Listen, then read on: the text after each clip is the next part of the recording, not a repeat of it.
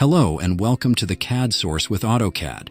If you want to add custom features or properties, you need to have a program or auto Lisp designed for the said purpose. Write upload in the command line. Go and select the Lisp you want to use.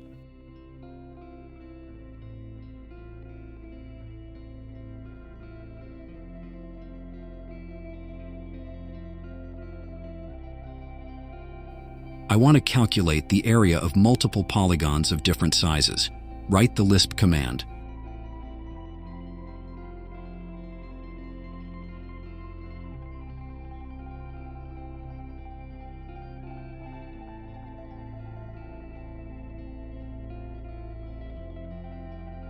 I want the Lisp to write the area of every lot, and it will keep writing lot areas separately.